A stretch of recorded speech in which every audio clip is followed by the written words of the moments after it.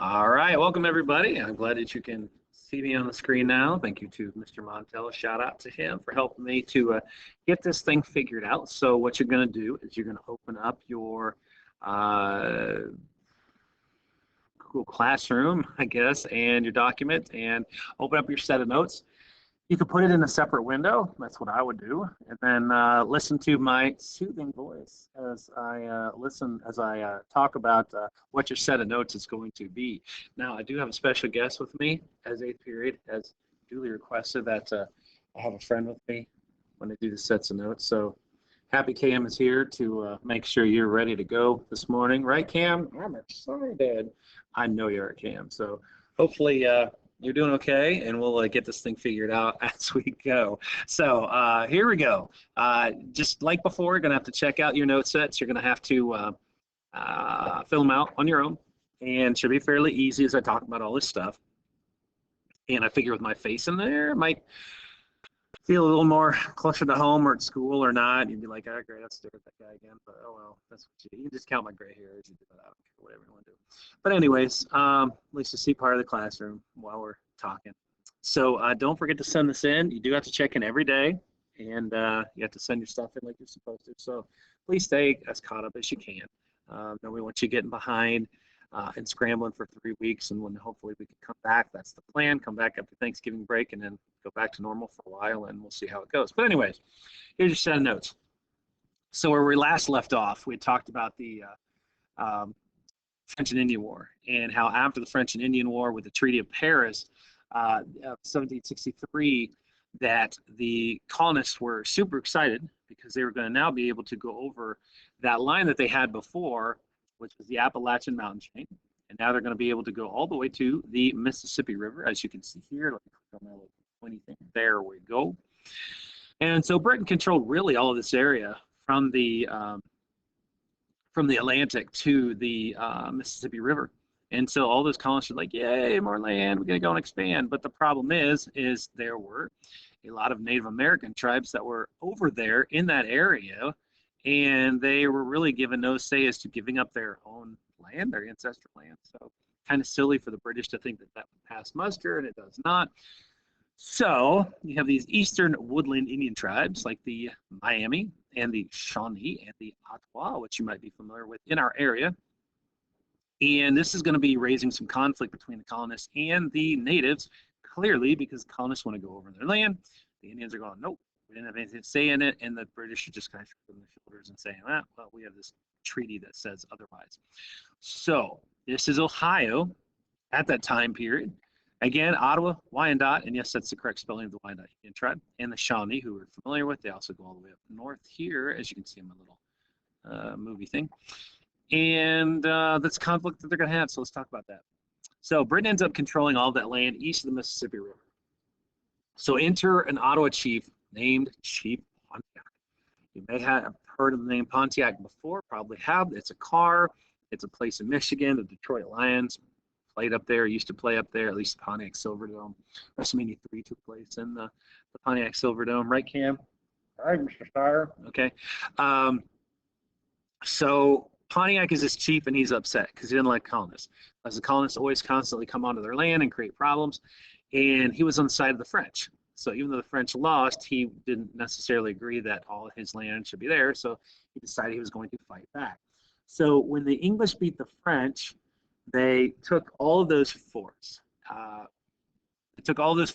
so the Native Americans knew that if they were going to win against the English, that they would have to get those forts back.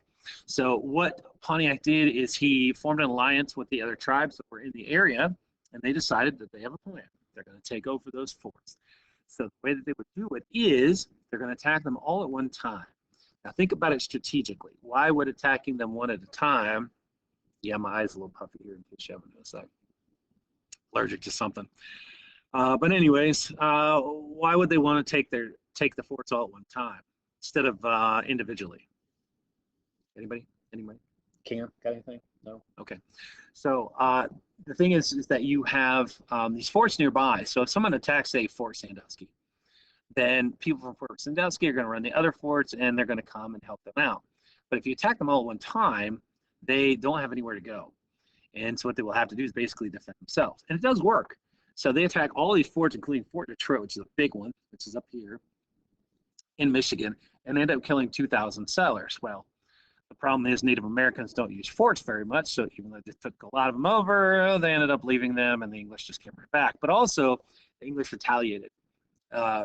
They decided they could give as much as they could get from the Native Americans, and so they killed neutral Indians, neutral meaning that they really hadn't picked a side. They weren't on any one side, like the Moravian massacre that happened in Gnadenhutten in Ohio, down in southeastern part of the state, and we can talk about that story later. But Chief Pontiac ends up getting defeated at Fort Pitt. It was a good try, though. They honestly put up a nice fight against the English. Unfortunately for Chief Pontiac, his own people execute him later in Illinois because they're disappointed with how everything turned out. But they tried to take Fort Pitt, doesn't work. And so the Native Americans are really out of the picture for most of the time being, at least the time being, and they'll come back later with Tecumseh and Prophet, his brother. Almost slipped on that one. But at this point, the British have shown little resistance to their rule. So what that means is now they can kind of do with what they want because they defeated the French, they defeated the Indians, so really they have free reign of pretty much anything else. So with that being said, you would think that the British would open things up for the colonists. Colonists are really happy. Native Americans are done with. The land is theirs. It's like, yay, it's time to expand. What's that, Cam? You really want to expand the land? Okay, you can do that. So anyways, but the first thing that comes out with the British is they have this thing called the Proclamation of 1763. The root word of proclamation means to proclaim. And in this case, they simply proclaim, hey, we gained all that land, but guess what? You cannot go over that land. And so the colonists were not allowed to go over that land that runs from north to south and then all the way to the west to the Mississippi. And the colonists were like, we just fought for that land. We defeated the French and the Indians. We gained it. Why can't we do it? And the British are like, we kind of make the Native Americans happy. And so they tell the people, hey, you can't go across that line. So obviously the colonists are going to be upset because they did all that work. They had to do all that work. They'd worked their best on it. And then unfortunately, the colonists were not allowed to go over there. So British, and again, you got to think of this clearly as American/colonists. We know what we would want, but you have to think about it too on the side of the British because they want to keep the peace. They cannot afford another war. They could barely afford the last one. And so they're just telling their people to do what they're supposed to do. And meanwhile, the colonists are like, we want to expand. And so they're really upset with the British. So it makes the Indians happy, but it makes the colonists mad about where they were told to live. Now, here's what I call a snowball effect. Snowball starts at the top of the hill, and it's gathering snow, it's gathering momentum, it's gathering sticks, it's gathering rocks, and then by the time it gets down to the end of the hill, it's a giant snowball full of junk and crushes the colonists. So this is like the starting point of all the bad things that are going to add up between the British and the colonists, and so the colonists want to be able to do something about it, but it's going to be a little while before they can. So the next thing that comes in, I do have a John Green video here, and the problem is when I play it on there, it doesn't sound so good when I'm taping it. So I'm going to drop the link in that I make, because it's only like a couple minutes for you to watch, because he does a really good job of explaining how things are at that time period. So you can't click on it here, and I'm not going to because the sound doesn't coordinate well. But I'll drop the link in for my short video, and you can take a listen. Hopefully you do, because he explains it pretty well. So now is the time for taxes. Now, taxes, as we know, are things that people don't want to pay to the government, but they end up going for good things like roads and emergency care and services and things like that, and schools. So we need taxes, and so do the British, because they are out of money.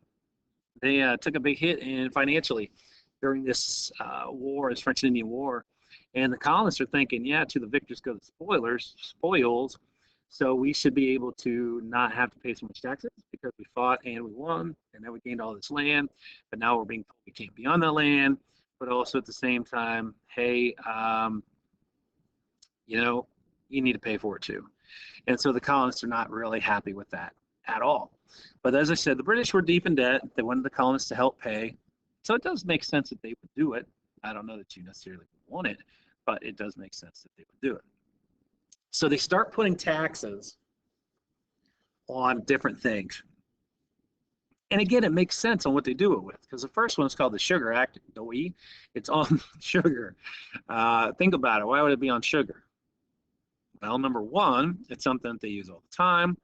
Uh, it's a readily available thing, and number two, like I said, it's everybody uses it, so it's there, it's available. What do they use it for? Cooking, sure, food, cookies, but especially for their tea, which is gross, by the way. But they like sugar in their tea, so why not tax something that everybody uses? So it's very similar to something we have today in that we have a gasoline tax. We have a product that people use a lot. You may not yet, but soon enough. And it's like 50 cents, between 46 and 50 cents, I think, on every gallon of gas. In Ohio, and it might be lower or higher in other places, but that's what you pay. And if you don't want to pay it, then don't use the gas, but then you don't get to use the gas. So it makes sense that you put it on the sugar because everybody's using it. So one word that we have to understand here is duty, not duty. That's a different thing. And duty does not mean something that you have to do. That's another definition of duty. But instead, it's an import tax. It's a tax on imported goods. So as you see from the picture here, it shows a royal stamp on things. We'll get the Stamp Act soon enough. But you had to start paying taxes on molasses. Here's a picture of molasses. It's really thick, sugary substance, almost like syrup. So you tax that because it's what was used quite a bit. But also, what makes sense too is you start to punish smugglers, not smugglers. Smugglers are a different thing. Smugglers, because people would sneak products in, so they would avoid the taxes. Well, if you hit the smugglers hard, then you can avoid them bringing that stuff in. So this is a theme that what's going to happen with the British is, you know, anytime they throw something in, they make sure that smugglers, no smuggling, smugglers are going to be taken care of too. So that's what happens. So you've got the Proclamation Act, number one, says you can't go across that line. Number two, now you got the Sugar Act. So now you got to pay for more of a product. Third thing that they're going to have to deal with is called the Quartering Act. Now, this picture's kind of a giveaway slightly, but there's no hint really or context clue in the words itself. But the Quartering Act, 1765, required the colonists to provide room and board for 10,000 troops. Yeah, it's not a big deal. Well, there's not a lot of people in the colonies. 10,000 is a lot. So the colonists thought this was a violation of their rights. We should not have to room and board anybody. We shouldn't have to quarter them. And like, is that big of a deal? Well, sure. If you think about it, houses back then were really small. Most were one, if not two rooms. And then secondly, your colonial families were pretty big. Husband, wife, 3, 4, 5 kids. I'm trying to think what the average was, about 3, probably 4 kids. And you don't always have enough to do well yourself, but now you've got a full-grown adult that you have to bring in your house too, and so you got to take care of that person also. So this is why that's a violation of rights, and we'll talk about later how that relates in modern times, because obviously it's not something we have to worry about because the colonists thought so much of it and so poorly of it that they decided, you know, one of your first amendments to the Constitution, there's going to be no more quartering, that we should not have to do that at all. Now, Britain, their side of it is they say we need it to enforce the Proclamation of 1763. We have to keep out those dastardly Native Americans. They're going to come in, they're going to take over our area, and the Native Americans are going, no, we're not going to do that. And they really don't for the most part. But what they're really doing, the English, is they're keeping the colonists on their side. So who's in the right here? Now, obviously, we're going to be like, well, the colonists should be able to do and whatever they want. Okay, I get that. But we have to also look at it from the English perspective that they're trying to keep their colony intact. And they want to make sure that they're not making the Indians mad and that they can do this slowly and correctly. So you have to understand their perspective as well. So the easy throwaway is saying, yeah, it's the English are at fault here, and they're the ones causing the problem. But they're the ones who are in charge, so that's kind of how it should be. Obviously, our mindset will change a little bit as we get towards more of the American Revolution, but this is, like I said, that big snowball. It's going to be one thing on top of another on top of another. So there you go. 15 minutes. That's not asking too much, is it? No, Cam? You said it's very good? I'll take your word for it. So anyways, what you need to do is you need to make sure that you finish your sub notes, answer your questions on the back. Tomorrow, the first thing we're going to do is we're going to look at those for your Zoom, and we need to make Cam happy because he's like, oh yeah, note sets. I love him. He does. Don't you, Cam? I do. Okay. So on behalf of myself and Cam, I hope you have a good day and get your work done. Don't fall behind. Peace out.